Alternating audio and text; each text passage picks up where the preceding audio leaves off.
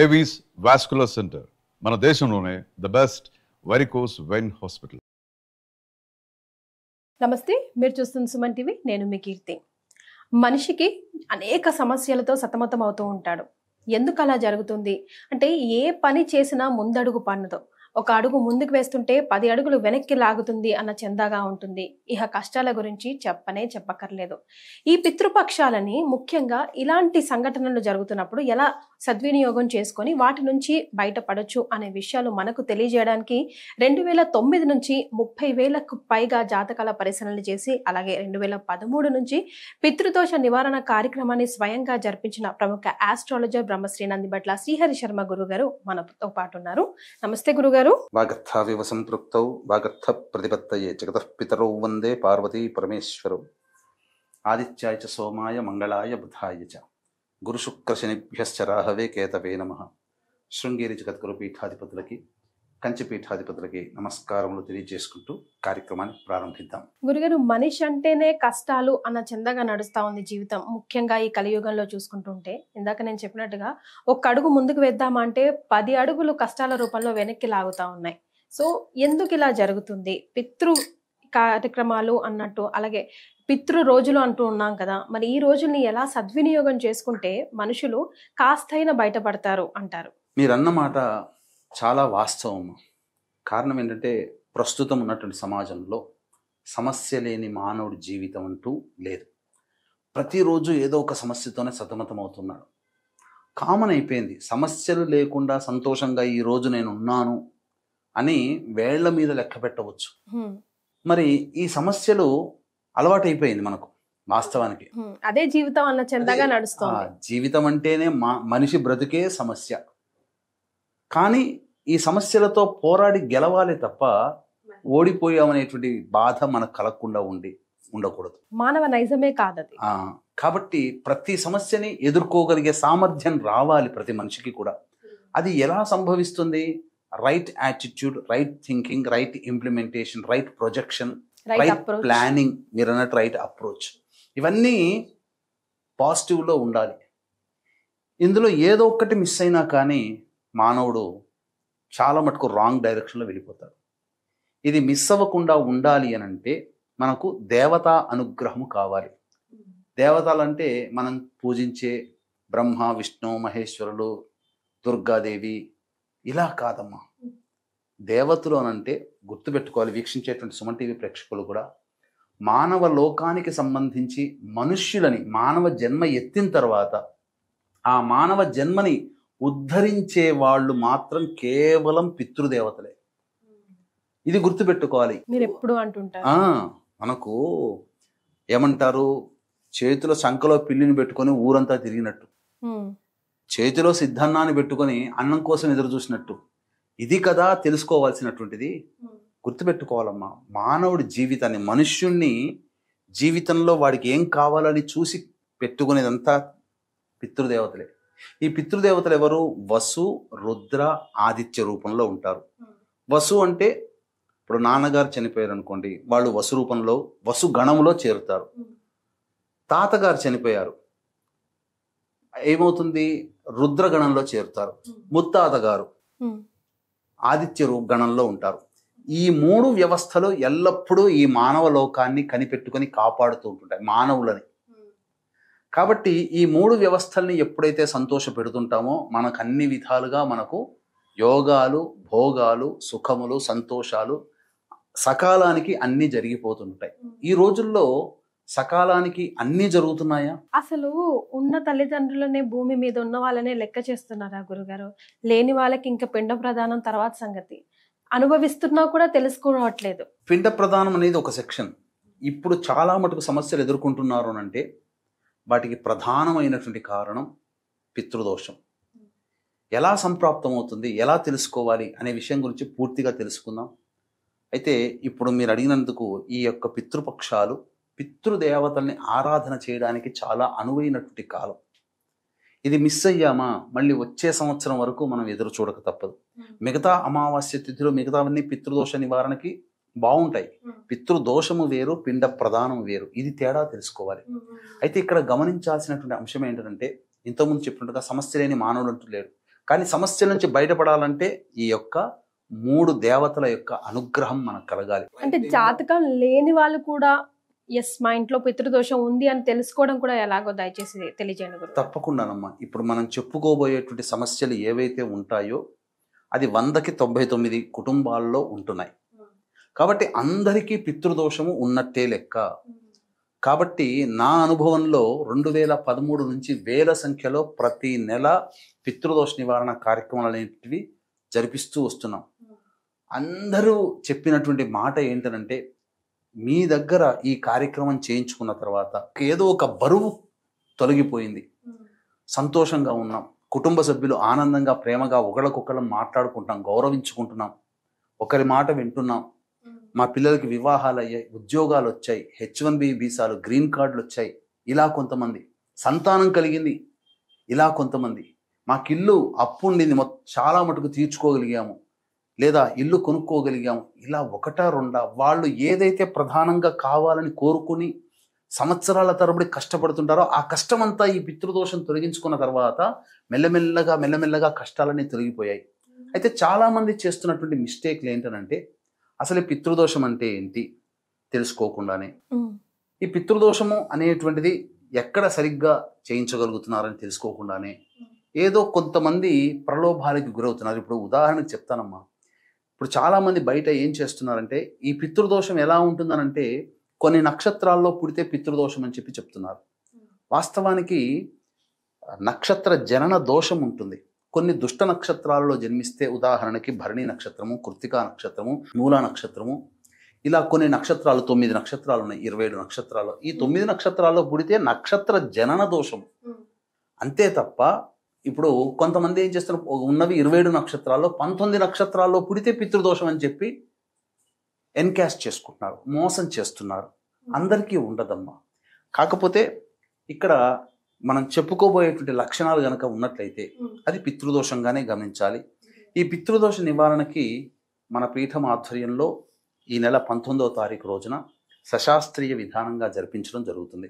అంటే ఎలాంటి లక్షణాలు ఉంటే, తండ్రి లేదా భర్త వైపు 6 తరాలు, తల్లి లేదా భార్య వైపు 3 తరాలలో దుర్మరణాలు, అంటే ఎవరైనా కానీ, బాబాయిలు కానీ, పెదనాన్న పిల్లలు కానీ, ముత్తాతలో కానీ, అన్నదమ్ముల్లో కానీ, road accident, fire accident, suicide attempt, నదిలో బావిలో పడి చనిపోవడం, ఇంట్లోంచి వెళ్ళిపోవడం, లివర్ ఫెయిల్యూర్, కిడ్నీ ఫెయిల్యూర్, క్యాన్సర్తో చనిపోవడం, 60 సంవత్సరాల లోపల ఏ విధంగానైనా చనిపోయినా, కుటుంబ సభ్యులు ఒకరినొకరు గౌరవించుకోకుండా ఎప్పుడు తల్లిదండ్రులకి పిల్లలకి మధ్య ఎప్పుడు తగాదా ఉంటున్నా, తరచూ యాక్సిడెంట్స్కి గురవుతున్నా, మందులకి నయం కానీ రోగాలతో బాధపడుతున్నా, ఆడపిల్లలే సంతానంగా ఉండి పురుష సంతానం లేకపోయినా, అలాగే ఎవరి కుటుంబంలోనైతే ఇంటర్ క్యాస్ట్ ఇంటర్ రిలీజన్ మ్యారేజ్లు జరుగుతాయో, ఎవరి కుటుంబంలో పిల్లలు మేము పలానా ఇంటర్ క్యాస్ట్ ఇంటర్ రిలీజన్ వాళ్ళని చేసుకుంటామని పోరు పెడుతుంటారో, ఏ కుటుంబంలోనైతే శారీరక మానసిక లోపాలతో పిల్లలు జన్మిస్తుంటారో, ఏ కుటుంబంలోనైతే మద్యం మత్తు పదార్థాల వంటికి బానిసలై పిల్లలు కుటుంబ సభ్యులు తప్పుదోవ పడిది కారాగార వాసం అవుతుంటారు, ఇలాంటి కుటుంబాలలో పితృదోషం అనేటువంటిది ఉంటుంది.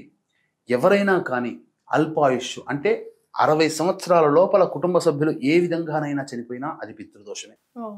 అట్లాగే కరోనాతో చనిపోయినా, ఎవరైనా కానీ కుటుంబంలో స్త్రీ హత్య, గోహత్య, బ్రాహ్మణ హత్య, పిల్లిని చంపిన, ఎందుకంటే పిల్లి రాహు స్వరూపము కాబట్టి పిల్లిని చంపిన, కాలసర్పదోషంలో ఎవరైనా జన్మించిన, ఇవన్నీ పితృదోషాలే. ముఖ్యంగా ఇంట్లో కూడా తరచూ బొద్దింకల బెడద, జిల్ల పురుగుల బెడద ఎక్కువగా ఉన్నా, గోడలకి క్రాక్స్ వచ్చి ఉన్నా, నల్లాలు కొత్తవి మార్చి వారం బాగుంటాయి మళ్ళీ బొట్టుగా కారుతూ ఉన్నా, అలాగే ఎవరి చేతిలోనైతే తరచూ ఆహారం నేలపాలవుతుందో కుటుంబంలో, అటువంటి కుటుంబాల్లో, అలాగే గొప్పగా బతుకుతారు, లక్షలు కోట్లు సంపాదించి ఒక అనాలోచిత నిర్ణయం, ఆశ అత్యాశతో డబ్బులని పోగొట్టుకుంటారు.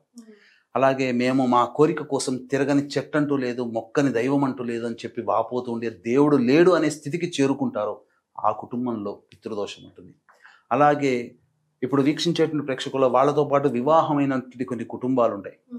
ఆ కుటుంబాల్లో కొన్ని కుటుంబాలు జీవితంలో పైకి వస్తాయి, కొన్ని కుటుంబాలు ఎక్కడ వేసిన గొంగడ అక్కడన్నట్టుగా ఉంటుంది. అంటే ఎదుగు బొదుగు లేని జీవితాన్ని, సంసారాన్ని వెళ్ళదీస్తున్న వాళ్ళ కుటుంబాలలో పితృశాపం ఉంటుంది. పిల్లలకి సరైన ఉద్యోగాలు లేకుండా, చదివిన చదువు ఉద్యోగాలు లేకుండా వృధాగా కాలయాపన చేస్తుంటారు. నేను చేయను నాన్న, నేను ఉద్యోగం చేయను, నేను వ్యాపారం చేయను, ఇట్లాగే ఉంటా, ఇలాంటి కుటుంబాలలో. అలాగే చాలామందికి పెళ్ళిళ్ళు కాకపోవడం, పెళ్ళిళ్ళైనా దాంపత్యం నిలవకపోవడం, డైవర్సులు అయ్యాయంటే కుటుంబంలో పితృశాపం ఉన్నట్టే. అలాగే అందుకనే ఇప్పుడు ప్రతి కుటుంబం 10 మంది పెళ్లిల్లో 5-6 పెళ్లిళ్ళు డైవర్స్లు అవుతున్నాయి. అందుకని నేను చెప్పింది అందుకనే 100కి 99% మందికి ఉన్నాయి. ఇది అందరూ చేయించుకోవాల్సిందే. ఇది ఏ ఒక్కరితోనో మాకు లేదని చెప్పి సంతోషపడాల్సినటువంటిది లేదు, ప్రతి ఒక్కరికి చేయించుకోవాల్సిందే. అలాగే సంతానం కలగకుండా ఐవీఎఫ్ ట్రీట్మెంట్ అంటే నాకు వాస్తవంగా చాలా బాధేస్తుంది ఒక్కొక్కసారి ప్రజల్ని చూస్తుంటే. కనబడే సైన్స్ నమ్ముతారు, నమ్మాలి, తప్పదు. ఐవీఎఫ్ ట్రీట్మెంట్ల కోసం దాదాపు 30-40 లక్షలు ఖర్చు పెడతారమ్మా. చక్కగా చేసుకుండా మీరు చేసుకొని ఈ యొక్క పరిహారం చేసుకుంటే ఆ అటెంప్ట్లో మీకు సంతానం కలుగుతుంది అని చెప్పినా కానీ వినిపించుకోరు. ఇలాగా సంబంధించినటువంటి కుటుంబంలో దోషాలు ఉంటాయి. కాబట్టి ఈ చెప్పినటువంటి వాళ్ళందరూ కూడా జాతకాలు లేకపోయినా ఈ లక్షణాలు గనక కుటుంబంలో ఉంటే పితృశాపం. మరి ఈ శాపం నుంచి బయటపడాలంటే ఏం చేయాలంటారు గురుగారు? ఇవి అనుకూలమైన రోజులైనా ఈ పితృపక్షాలు? ఇవన్నీ కూడా పితృపక్షాలు 8వ తారీఖు నుంచి ప్రారంభమయ్యాయమ్మా, 15 రోజుల పాటు. కాబట్టి అమావాస్య 21వ తారీఖు, కాబట్టి మొత్తం ఈ సంబంధించినటువంటి 21వ తారీఖు వరకు మంచిదే. కాకపోతే చాలా మంది చేసేటువంటి తప్పు ఏంటంటే పితృదోషం అనగానే గూగుల్లో వెతుక్కొని కర్ణాటకను మహారాష్ట్రను పోతుంటారు. మహారాష్ట్రలో అటువైపు ప్రాంతాలలో తాంత్రికంగా చేస్తారు, కర్ణాటకలో చేస్తారు అనుకుందాం. కర్ణాటక పోతారు మన వాళ్ళు ఎక్కువగా. పోయినప్పుడు ఒకప్పుడు చాలా శాస్త్రీయంగా చేయించేవాళ్ళు, వాళ్ళంగానే బ్రాహ్మణులు కూడా దగ్గర కూర్చోబెట్టి. ఇప్పుడు జనాల తాకిడి బాగా పెరిగిపోయింది. ఏమైపోయింది, ఫోన్లు మాట్లాడే వాళ్ళు ఒకళ్ళు, రిసీవ్ చేసుకునే వాళ్ళు ఒకళ్ళు, పూజకి దగ్గరికి పంపించే వాళ్ళు ఒకళ్ళు, పూజ దగ్గర కూర్చొని చేయించే బ్రాహ్మణులు ఒకరైపోతున్నారు. ఈ 4 సెక్షన్లు 4 మార్గాల ద్వారా మనిషి వెళ్లాల్సి వస్తుంది. వెళ్ళినప్పటికీ మాట్లాడిన వాడెవడో చేయించేవాడికి తెలియదు. ప్రధానంగా ఈ సంబంధించినటువంటి ఫోన్ కాల్ ద్వారా వెళ్ళిపోతుంటారు కదా, కాల్ సెంటర్ నుంచి. అదొక కాల్ సెంటర్ వ్యవస్థలాగా అయిపోయింది. అక్కడ దాదాపు 100 మంది చేయిస్తుంటారు. ఇప్పుడు పితృపక్షాలు చాలా ఎక్కువ మంది రావడంతో ఏమైపోతుందంటే షార్ట్ కట్లో చేస్తుంటారు, తూతూ మంత్రంగా పురాణోక్తంగా చేస్తారు. నాకు మరీ విచిత్రంగా బాధేసేది ఏంటంటే యజ్ఞోపవీతం ఉన్నటువంటి వాళ్ళని చూసినట్లయితే బ్రాహ్మలని చెప్పి బ్రాహ్మలుగా చేయిస్తున్నారు. యజ్ఞోపవీతం లేకుండా వెళుతారు కొంతమంది ఉంటారు కదమ్మా ఇతర కులస్తులు, వాళ్ళకి పురాణోక్తంగా చేస్తున్నారు. నాకు మాత్రము పుట్టక ముందు మరణించిన తర్వాత కులమే ఉందమ్మా. పుడితేనే కదా ఆ కులంలో పుట్టాడని అనుకోవడం, చనిపోయిన తర్వాత ఆ కులానికి సంబంధించింది కాదు కదా ఆ వ్యక్తి. దేవతలు ఎవ్వరైనా దేవతలతో సమానం. దొంగ చనిపోయినా వాడు దేవతనే, పితృదేవతనే. కాబట్టి నా వ్యక్తిగతమైన అభిప్రాయం ప్రకారం చనిపోయిన వాళ్ళందరూ పితృదేవతలు, వాళ్ళకి ఒకే రకమైనటువంటి ఆరాధన జరగాలి. ఇక్కడ జరగట్లేదు. అంటే అక్కడ మన దగ్గర లేకపోయినా ఆ కర్ణాటకలో ఇప్పటికీ క్యాస్ట్ సిస్టమ్ ప్రకారమే పూజలు చేస్తున్నారు. ఆ దౌర్భాగ్యం అంతా ఎందుకు మనకు, అట్లా పోవడం ఎందుకు, సరిగ్గా తూతూ మంత్రంగా ఏదో పురాణోక్తంగా చేయించుకొని రావడం ఎందుకు? అందుకనే మన పీఠం ఆధ్వర్యంలో చక్కగా ప్రతి నెల జరుగుతున్నాయి. ఈసారి 19వ తారీఖు రోజున నేను దగ్గరుంటాను, దగ్గరుండి చక్కగా శశాస్త్రీయంగా చేయించడం జరుగుతుంది. లేకపోతే ఇప్పుడు చాలామంది ఈ 19 నక్షత్రాల్లో పుడితే పితృదోషం అని చెప్పి భయపెట్టి తీసుకుపోతున్నారు కదమ్మా, గంటన్నరలో చేసి పంపిస్తున్నారు. వాళ్ళు అదే గొప్ప అనుకుంటున్నారు. కానీ వాస్తవానికి ఈ యొక్క పూజ మొదలుపెట్టిన దగ్గర నుంచి పూర్తవ్వాలంటే కనీసం 3 నుంచి 4 గంటలు పడుతుంది. ఇది శాస్త్రీయంగా చేయించగలిగేటువంటి. కాబట్టి ఈ సంబంధించినటువంటి పితృదోష నివారణ కార్యక్రమంలో అమావాస్య మనకు ఒక పిచ్చి పట్టింది. అమావాస్య అంటేనే గొప్పగా అనుకుంటుంది.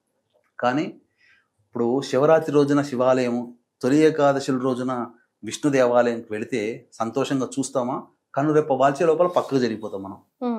అట్లాగే ఉంటుంది ఈ అమావాస్య. అందున పితృపక్షాల అమావాస్యకి పొయ్యి చేయించుకుందామంటే భంగపడడం తప్పలేదు.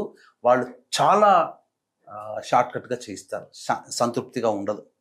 అందుకనే త్రయోదశి తిథి పితృదేవతలకి వాళ్ళకంటూ ఒక నక్షత్రం ఉంది, 27 నక్షత్రాల్లో మఖా నక్షత్రం. ఆ రోజున 19వ తారీఖు రోజున మన పీఠం ఆధ్వర్యంలో జరుగుతుంది. అవకాశం ఉంటే ఎవరైనా కానీ కార్యక్రమ తదనంతరం కాంటాక్ట్ చేసి పూర్తి వివరాలు తెలుసుకోవచ్చు, కార్యక్రమంలో పాల్గొనవచ్చు. కాకపోతే ఆల్రెడీ దాదాపుగా 23 సీట్లు ఫిలప్ అయిపోయినాయి. 30-32 మంది కంటే ఎక్కువగా చేయించే అవకాశం ఉండదు. ఎందుకంటే ఇక్కడ సీట్ల కన్నా కానీ పూజలమ్మ. ఎందుకనంటే చాలా మందిని తీసుకుపోయి అభాసుపాలు అవ్వడం కంటే ఒక 30-35 పూజల వరకు చాలు, అంతవరకు తృప్తి. చక్కగా ప్రశాంతంగా చేయించగలుగుతాం. ఎక్కువ 100 మందిని తీసుకుపోయి చేయించాలనే కోరిక నాకేమాత్రం లేదు. 30 లేదా 35 మందిని తీసుకొని వెళితే నాకు పొద్దున్న నుంచి మొదలు పెడితే సాయంత్రం లోపల ఈ 35 మందికి నేను చేయించగలుగుతా. ఇది సశాస్త్రీయంగా జరుగుతుంది. 100 మందిని తీసుకుపోతే అభాసు పాలవ్వడం, వాళ్ళకి నేను మాట ఇవ్వలేను. అందుకనే 35 మందికి అవకాశం, ఆల్రెడీ 23 మందికి ఆల్రెడీ మనకి ఎప్పుడు చేస్తున్నాం కాబట్టి బుక్ అయిపోయారు. అతి కొద్ది మంది మాత్రమే అవకాశం ఉంది. ఇక్కడ సీట్ల కంటే రావడం ఎలాగైనా రావచ్చు, ఫ్లైట్ రావచ్చు, కార్లో రావచ్చు, ఎలాగైనా రావచ్చు, బస్సులో రావచ్చు. కానీ అక్కడ పూజలు ఉండాలి కదా, అందున పితృపక్షాలు కాబట్టి పూజలు చేయించుకునే వాళ్ళ సంఖ్య తక్కువగా ఉంటుంది. కాబట్టి అవకాశం ఉంటే మీరు చేయించుకోదలిస్తే, సశాస్త్రీయంగా కావాలి, నాతో పాటు నా ద్వారానే చేయించుకోవాలని అనుకుంటే మీరు ఈ కార్యక్రమం చూసిన తర్వాత మీరు గోత్రనామాలు రిజిస్టర్ చేసుకుంటే సరిపోతుంది. గురుగారు, మరి అసలు అంటూ ఎవరు చేయించుకోవాలి? ఇంట్లో అసలు భర్త లేకపోతే ఏంటి పరిస్థితి, కొడుకు లేకపోతే ఏంటి పరిస్థితి, ఎవరి చేత చేయించుకోవాలి, ఫారిన్ కంట్రీస్ లో ఉన్న వాళ్ళు ఎప్పుడు ఎలా చేయించుకోవాలి, ఇలాంటి కొన్ని రెగ్యులర్ సందేహాలు ఉంటాయి కదా, దయచేసి వాటన్నిటిని నివృత్తి చేయండి. అనారోగ్యంతో ఉన్న వాళ్ళు రాలేకపోవచ్చు, బిజీ స్కెడ్యూల్లో ఉన్న వాళ్ళు రాలేకపోవచ్చు, విదేశాల్లో ఉన్న వాళ్ళు చిన్న పరిహారం కోసం అంత ఖర్చు పెట్టుకొని రాలేకపోవచ్చు. అలాగే ఈ సంబంధించినటువంటి ఆడపిల్లలే సంతానం ఉంటారు, వాళ్ళు చేయలేరు. అలాగే భార్యకి చేయాలని ఉంటుంది, భర్తకి చేయకూడదని అని అనిపిస్తుంది. అలాగే అల్లుడు చేయాలి, అన్నదమ్ములు లేకపోతే, మరి మా కుటుంబంలో ఇలా ఉన్నాయి అని అనుకున్నప్పుడు మనకు శాస్త్రం వెసులుబాటు అందించినటువంటిది కర్తగా పెట్టుకోవడం. స్వయంగా పాల్గొన్నా లేదా రాలేని పక్షంలో బ్రాహ్మణుని కర్తగా పెట్టుకున్నా ఒకే ఫలితం ఉంటుంది. నా స్వానుభవంలో చక్కగా కర్తగా పెట్టుకున్నటువంటి వాళ్ళకు కూడా మంచి పొజిషన్లో ఉన్నారు. కాకపోతే ఇక్కడ నేను గమనిస్తుంది ఏంటంటేనమ్మా, చాలామంది ఈ యొక్క కార్యక్రమంలో ఏ పూజకైనా కానీ గుర్తుపెట్టుకోండి, మనం ఎలా ఉన్నా భగవంతుడు క్షమిస్తాడు. కానీ ఈ కార్యక్రమంలో చాలా శ్రద్ధ అవసరము, నమ్మకము, నిజాయితీ అవసరం. నేను చాలామందిని గమనిస్తుంటానమ్మా, వచ్చినటువంటి వాళ్ళలో నవ్వుకోవడం తప్ప నేను ఎంత చెప్పినా వినరు. నవ్వుకోవడం తప్ప ఇంకా చేసేది ఏమీ లేదు. ఏంటనంటే పితృ కార్యక్రమాలు చేసేటప్పుడు ఎప్పుడు కూడా కోపం పనికిరాదు, నమ్మకం ఖచ్చితంగా ఉండాలి, విశ్వాసం. కానీ చాలామంది ఏంటంటే ఏదో శాపం అన్నారు, ఖర్చులు అనవసరంగా, లేకపోతే ఒక ఇంటి కిరాయి వెళ్ళేదో, లేకపోతే ఇంట్లో సరుకులకు వెళ్ళేదో ఈ డబ్బులు అనవసరంగా అటు పెట్టాల్సి వస్తుంది, దండగా ఖర్చు పెట్టుకోవాల్సి వస్తుంది అని చెప్పి గుణుక్కుంటూ కడుతుంటుంటారు. అట్లాగే కోపోద్రిక్తులు అవుతూ ఉంటుంటారు. ఆ సందర్భంగా పనికిరాదు. దేవతలు రారమ్మ, వాళ్ళు చేయించుకున్నది వృధా అవుతుంది. కాబట్టి వీక్షించేటువంటి ప్రేక్షకులు ఇలాంటి అపనమ్మకంతో కానీ కోపంతో వ్యవహారంతో ఉండేటువంటి వాళ్ళు దయచేసి పాల్గొనకపోవడమే మంచిది. మీ అంతటి మీరు ఉండండి, అంతే తప్ప పితృదేవతల ఉన్న సమస్యకే చాలదనుకుంటే ఇలా ఉండి చేయించుకొని కోపంతో నమ్మకం లేకుండా ఉండి ఇంకా పితృదేవతల ఆగ్రహానికి గురైతే ములిగెనక్క మీద తాటిపాయంలో వచ్చినట్టుగా పడుతుంది. కాబట్టి అలా కాకుండా చక్కగా నమ్మకం విశ్వాసంగా చేయించుకోండి. రాలేకపోయినా బ్రాహ్మణుని కర్తగా పెట్టుకోవచ్చు. కాకపోతే ఇది దోషంతో కూడుకున్నది, ఏ బ్రాహ్మణుడు పెడితే ఆ బ్రాహ్మణుడు ఒప్పుకోడు. పైగా దీనికి తండ్రి లేని బ్రాహ్మణుని పెట్టుకోవాలి. అయితే మనకు చాలామంది ఇప్పుడు 19వ తారీఖు నాడు చేయిస్తున్నాం కదమ్మా, 18వ తారీఖుకి 17వ తారీఖుకి ఫోన్లు చేసేసి మా కర్త పెట్టండి అని అంటారు. మనకు మంచి వాళ్ళు దొరకరు. కర్తగా కావాలనుకున్న వాళ్ళు కనీసం 19వ తారీఖు నాడు చేయించుకుంటామంటే 15వ తారీఖు లోపలైనా కానీ నమోదు చేసుకోగలిగితే మంచి బ్రాహ్మణుని పెట్టుకోగలుగుతాం. తర్వాత కూడా దొరుకుతారంటే వాళ్ళ అదృష్టాన్ని బట్టి ఉంటుంది తప్ప నా ప్రయత్న లోపం అనేటువంటిది చేయకుండా చక్కగా చేస్తాను, అది చెప్పవచ్చు. చాలా సంతోషం గురుగారు, ధన్యవాదాలు. సర్వం శ్రీ ఉమామహేశ్వర పరబ్రహ్మార్పణమస్తు.